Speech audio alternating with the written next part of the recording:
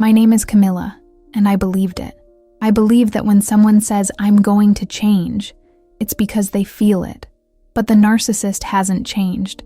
It just got more subtle, colder, and more dangerous. After our biggest fight, he cried. He really cried. He fell to his knees, called me the love of his life, swore he was willing to do anything to fix it. He said he knew how much he hurt me, that he recognized every wrong attitude. "I lost you without having lost you, and it destroys me," he said, his eyes red and his voice breaking. I cried together, and that night, I chose to stay. In the first days, it was a dream.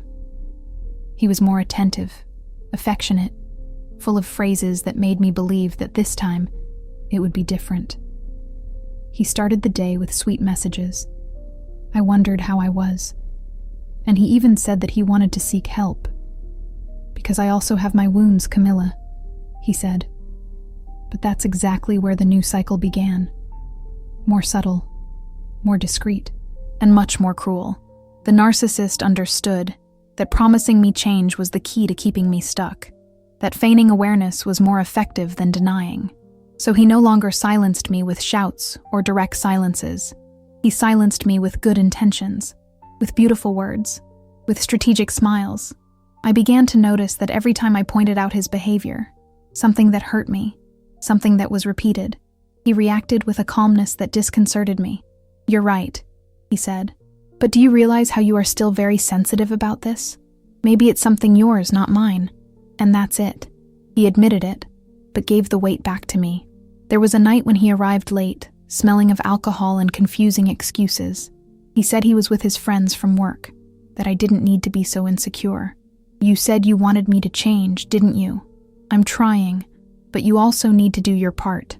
And my part, according to him, was to accept, relieve, trust without question, pretending that he didn't see the same patterns as before, just because now they came packed in a soft voice. The disappearances returned, the subtle lies too. But this time, he always had an explanation ready. He knew exactly what to say to appear conscious, vulnerable, in process. I used therapy words, phrases like, "I'm trying to break patterns," or "I need patience in my time." And I, who wanted to believe so much, ended up swallowing everything. But something in me started screaming, because what changed was not respect. It was just the format of the control. It has ceased to be obvious, to become strategic. Before, he ignored me. Now he said he needed space, so as not to take it out on me. Before, he lied badly. Now he lied with arguments. And every time I showed pain, he said, "But look how much I've improved. You never value my efforts." And that's when I kept quiet. Because how was I going to argue against someone who knew what I wanted to hear? I started to question myself again, wondering if I wasn't being too harsh, if it wasn't really me. I was too traumatized to see the change. I began to walk in silence around the house again, measuring words, avoiding themes, to keep it to myself again. The narcissist had regained control of me, but now he did it smiling. His smile was the new prison, a smile that said, "See, I'm changing. And if you're still unhappy, it's you." It was a different kind of torture. There were no more long fights, no more heavy silences. Now everything was calm, controlled, too rational. I would say, "It hurts me." And he would say, "But you're distorting everything." I would say, "You're gone again." And he'd say, "You're also moving away." Everything was a mirror. Everything was thrown back. And always in such a clean, well-spoken way that I left the conversation without knowing if I was the victim or the cause of the confusion. The worst part, I stopped trusting even myself. I started to write things down, hidden, like someone trying to put together a puzzle with their own memories. I read old messages, reviewed photos, tried to remember the exact tone of his sentences, because I no longer knew if I was exaggerating or being deceived. I remember one night when we went out to dinner, everything was apparently fine.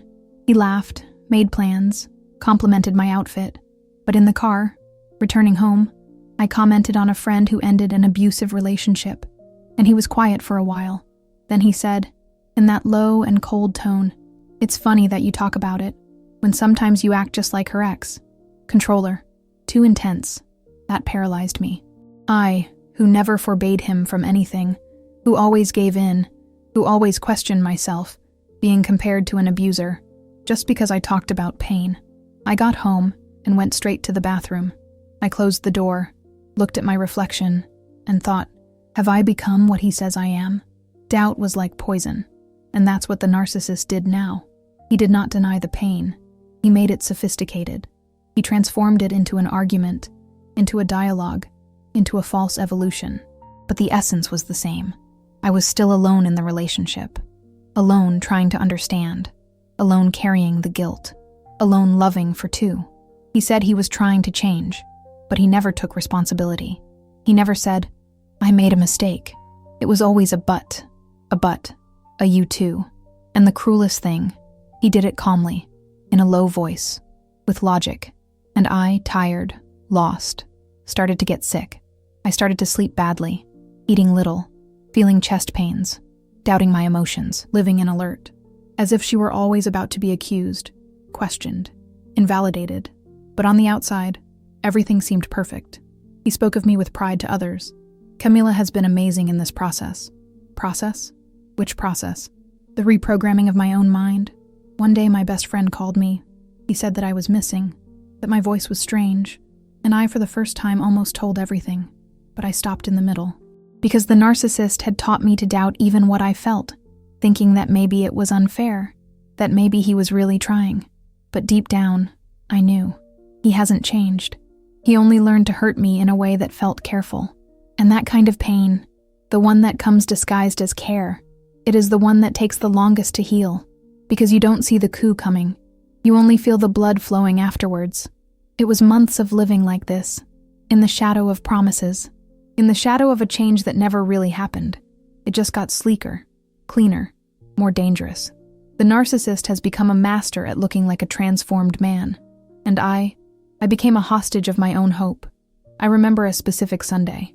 It was raining outside. I was in the living room, wrapped in the blanket, watching some movie. He arrived, looked at me with that observant air and said, "You've been distant lately. Is everything okay?" For a second, I almost cried. Because that question, in that calm voice, sounded like affection. But I knew it was a charge. When I replied that I was tired, he said, "You don't have that lightness anymore from before. It seems that anything destabilizes you."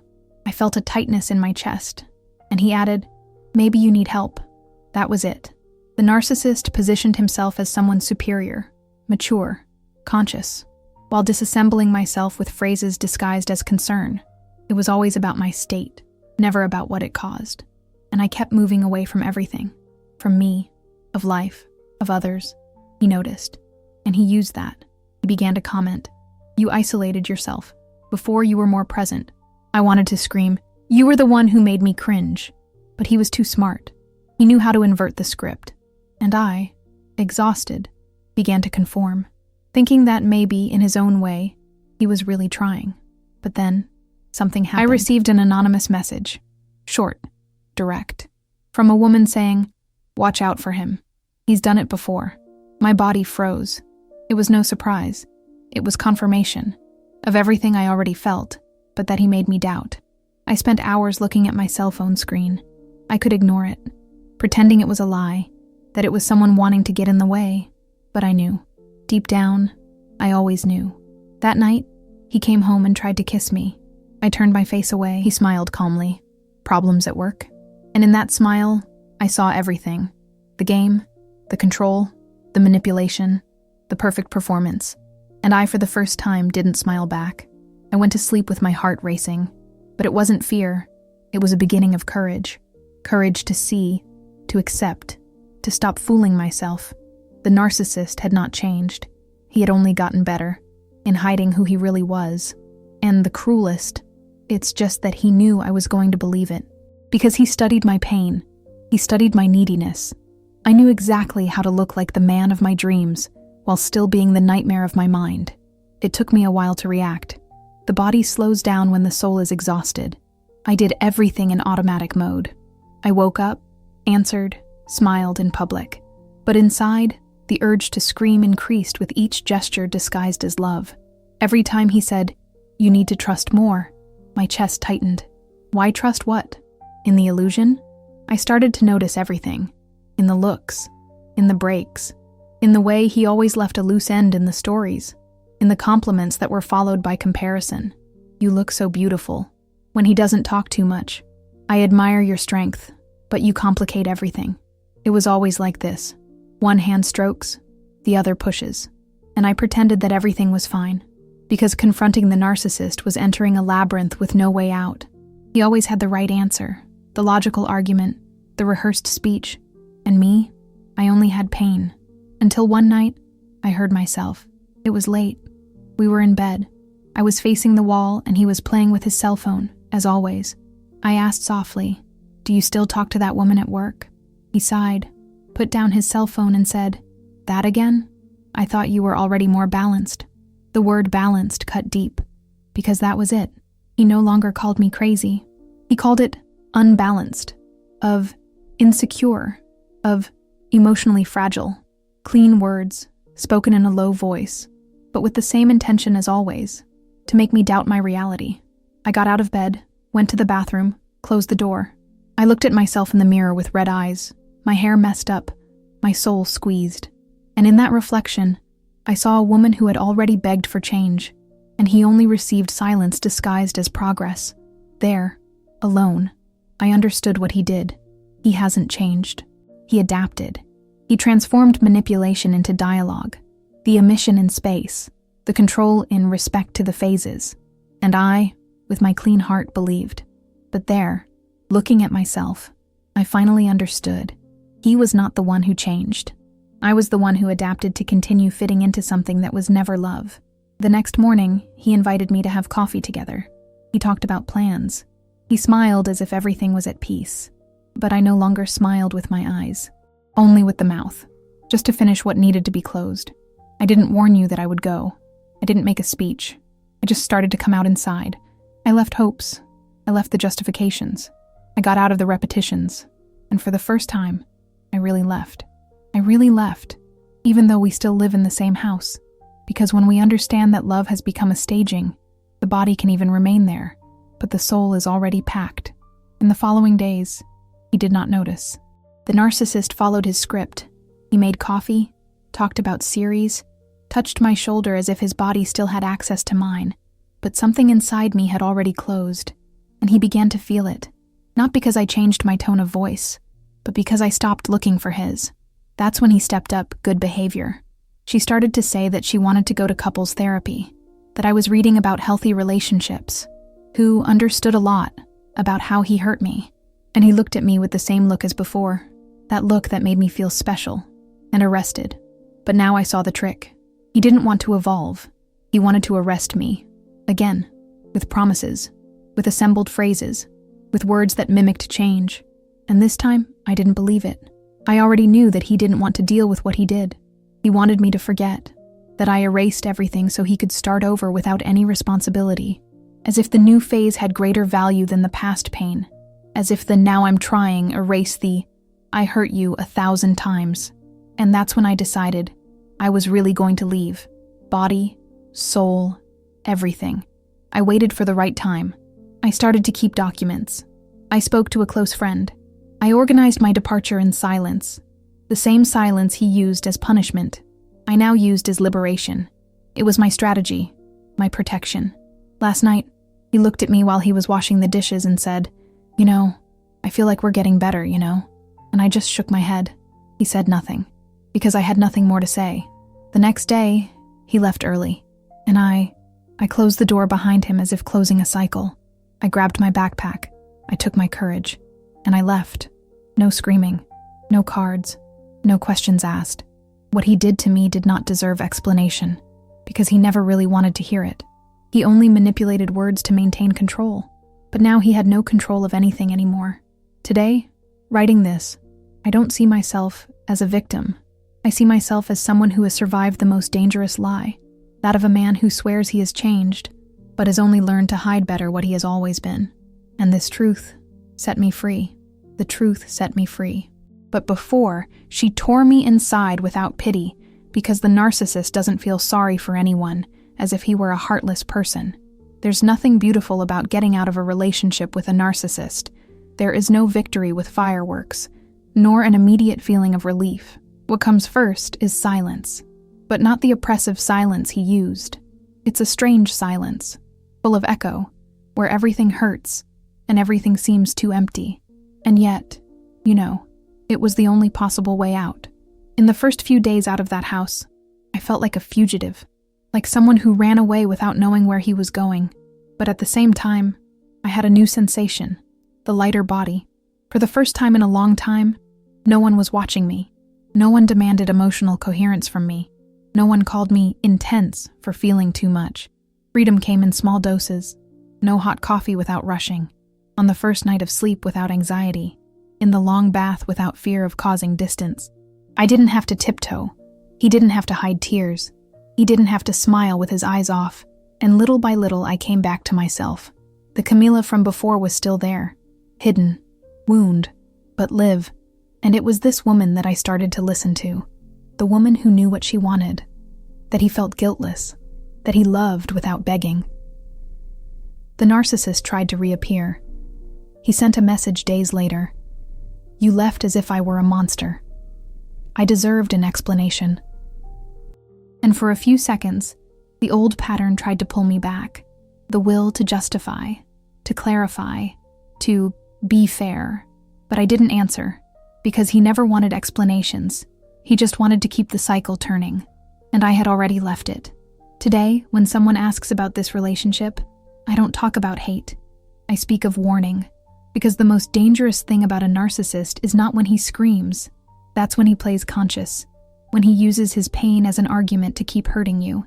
When he becomes the good guy who makes mistakes, so as not to be seen as the man who destroys. He promised to change. And in a way, it really did. It became more discreet, more convincing, more subtle, more manipulative. But I also changed. And my change was real. I saw myself. I saved myself. I left. And this, it was my greatest victory. No applause, no audience. Just me, my truth, and the silence. Now, finally, at peace. And this silence, this new silence, without fear, without tension, without punishment, it became my safe place, the purest sound of my freedom. It took me a while to understand that I wasn't weak for having believed in him. I was just a woman with hope, a woman who wanted to see the best in someone who only hid the worst. And that, as painful as it was, taught me more about myself than it did about him. I learned that forgiveness is not about staying, that love does not require suffering, that boundless empathy turns into a trap, and that empty promises, when well rehearsed, hurt more than direct offenses. I no longer torture myself with the what-ifs. What if he had really changed? What if I had held on a little longer? What if I had spoken differently? No. I told you. I explained. I asked. I believed it. The narcissist only knew how to use all this as a strategy. And I, today, accept that I did everything I could with the heart I had. And now, with that same heart, whole, wounded, but standing, I follow. The love I expected from him. I learned to give to myself, with patience, with listening, carefully. I don't need him to see me anymore, because now I see myself. And if you, on the other side, are living this same cycle disguised as change, if you feel that something is wrong, even if he swears that everything is right, if you doubt yourself because he speaks calmly while dismantling your soul, listen to what I'm going to tell you. You're not crazy. You're not exaggerated. You're just stuck in a game where the only way to win, it's leaving. He hasn't changed. He only got more sophisticated in the way he hurts. But you can change. You can go. And when you go, take only what is still yours. Your voice, your truth, your story, and leave it there, with his promises, alone, in his own emptiness. Because from now on, it is you who chooses who has access to your heart. And my heart, after so long kidnapped, today it hit again at the right pace. Mine. It took him a while to trust me again, in my instinct, in my reading of the situations, because the narcissist messes it up. He doesn't just lie to you, he teaches you to lie to yourself, to believe that everything is okay when your whole body screams that it is not. I had to relearn how to identify the signs, the difference between real care and disguised control, between love and attachment, between being at peace and being anesthetized, because he taught me to confuse stability with silence. But what he offered was not stability. It was erasure. I went back to therapy. I reconnected with old friends. I was reunited with Camilla that he tried to erase. The one who laughed out loud, who talked too much, who cried shamelessly, the one who felt everything, and now knows that this was never weakness. And you know the most ironic? I don't feel angry with him anymore. I feel sorry. Too bad for someone who will never experience real love because he only knows how to play with it, that you need to dominate to feel like someone. That feeds on the brightness of others because it cannot generate its own light. The narcissist didn't just lose me. He missed the only chance to know something real. But I won everything. I have gained my peace. I won my choices. I earned the right to never ask permission to be who I am again. And if one day the reunion happens, because they always try to get back together, I won't need to scream, nor cry, nor explain. My silence will suffice. That silence that he used to punish me. Today is proof that he no longer has any power over me, because now I know. Promising to change is easy. Hiding abuse is a strategy. But to really love, it's only for those who have the courage to be whole. And he never did. I did. And that's why I left. And this time, I'll never go back. I'll never go back. Because today I understand that the door I closed was not only the one to his house. It was the guilt. It was that of manipulation. It was the version of me that was silent to fit into the space he left. I learned that real love doesn't need daily proof of survival. It doesn't require you to turn off your light for someone to feel comfortable. Love is not what makes you live in doubt. Love doesn't turn you inside out and then blames you for tearing yourself. And what the narcissist did, it was never love. It was a game. A silent, cold, intelligent game. And for a long time I was a character in his script. But now, I am the author of my own story. Today I walk differently. Lighter, firmer. My eyes still carry marks, yes. But now they tell truth, not lies. I no longer need to justify wounds, nor explain to anyone why I stayed so long. I stayed because I loved it, because he believed, because I'm made of feeling, and he knew it. He knew, and he used it, but he doesn't use it anymore. Today, when I remember him, what I feel is distance. Not physical distance, but the one that comes when you finally see the truth. And the truth is simple, yet cruel. He never wanted to change. He just wanted me to change for him. And I changed. But it was for me. The woman who left there is not the same as the one who entered. And as much as it hurts, I'm proud of that, because I left with a clear conscience. Heartbroken, yes, but whole in essence. And most of all, with the courage he never had. Courage to face who I was. Courage to go out even though you love. Courage to start over without looking back. And that's why I can say, looking at any woman who is still stuck in this cycle, you don't have to wait for it to change. You just need to remember who you were before you believed that this was love. And when you remember, you will understand that he is not the one who arrests. It's up to you to decide when to let go. And when you let go, hurts. But it is a pain that heals. Because for the first time, the pain isn't caused by him. It's his body wiping away everything he's left. In the days following my departure, I cried alone several times. Not because I miss him, but because I miss myself. Nostalgia for the woman who once trusted the world. Of the one who smiled without fear. Of the one who didn't have to think twice before expressing herself. I looked in the mirror and said, "You're back, Camilla. One piece at a time," but it came back. I found my reflection in small things. In the way he looked at me when he woke up. In the first "no," I said without explaining myself. The day I put on an outfit that he criticized and I left feeling freedom in my skin. The day you smile, really, effortlessly, without fear of punishment afterwards. Coming back to me was the greatest act of love I have ever committed. And it was there that I understood what real love is. Love that welcomes. Love that liberates. Love that begins inside and overflows, but is never annulled by anyone. The narcissist tried to make my kindness a poison. He tried to turn my sensitivity into weakness. My care in need. My faith in people in naivety. But he failed. Because now, everything he tried to turn against me has become my strength. I am sensitive, yes. I'm intense, yes. I am someone who loves deeply. I love it with criteria.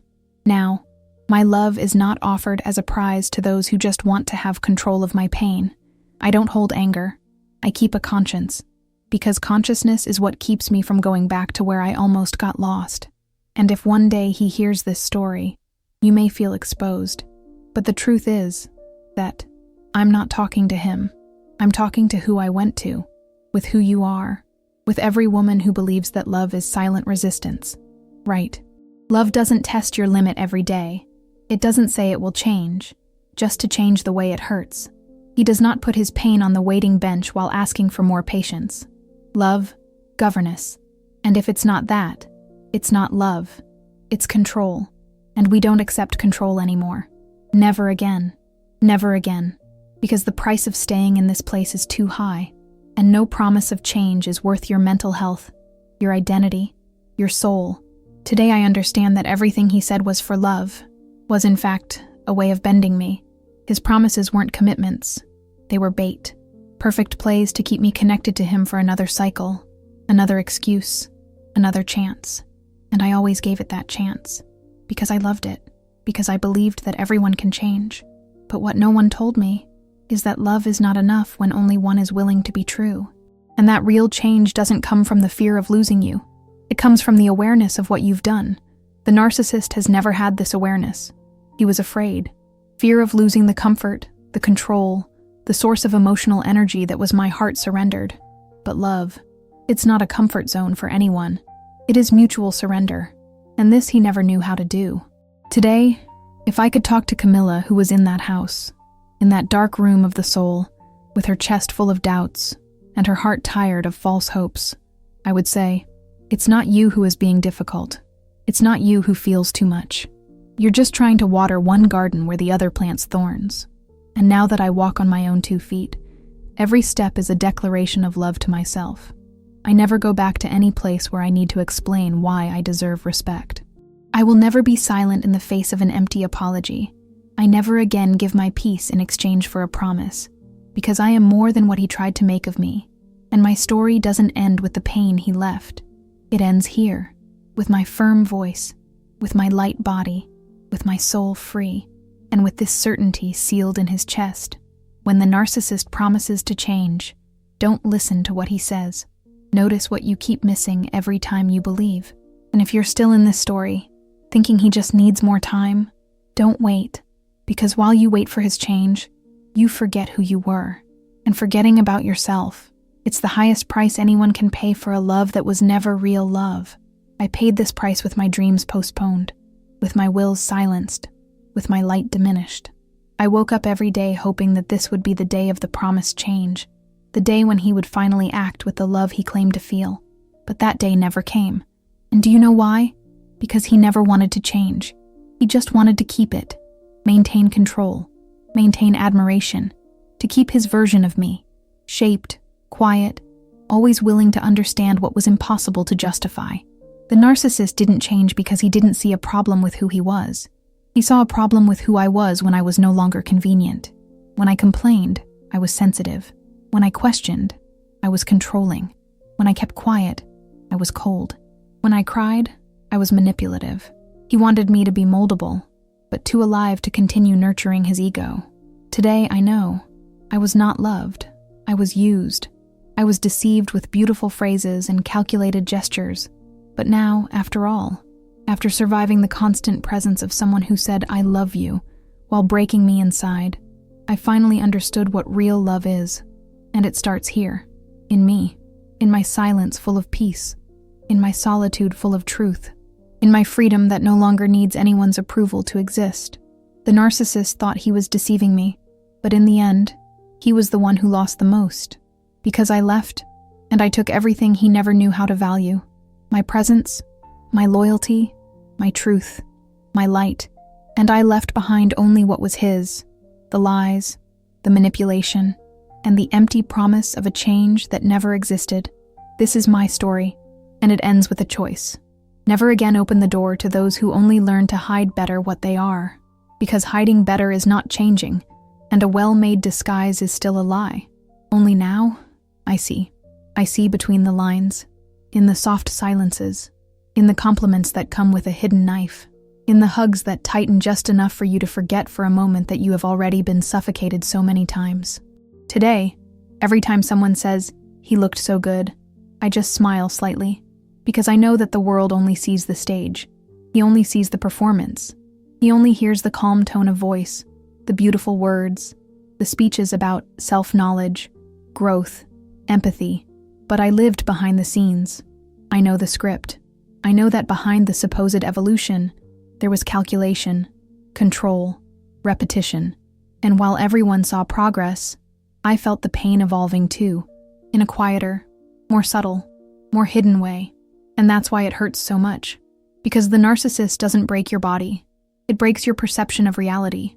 But now, no one convinces me of the opposite.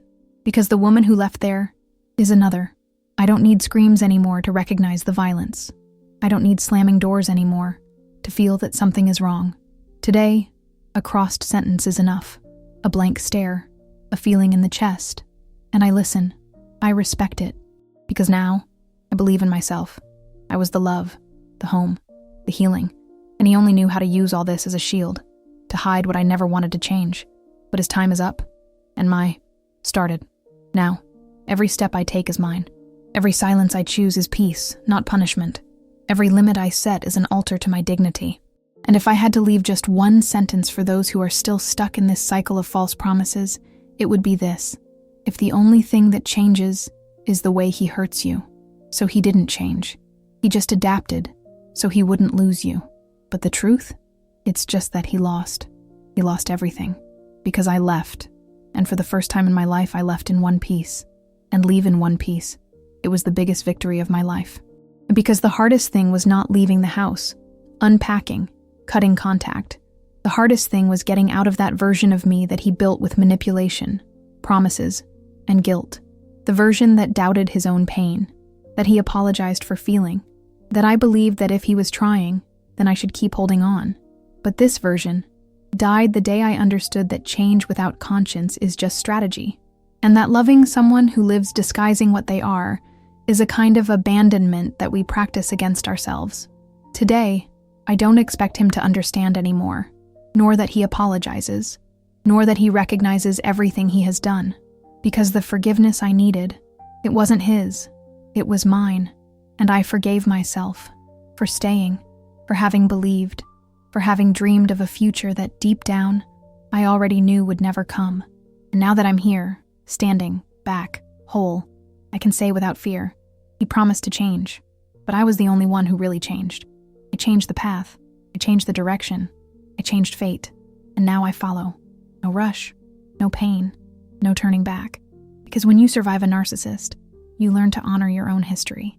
And my story, it doesn't end with him. Finish with me, steadfast, free, and finally, in peace.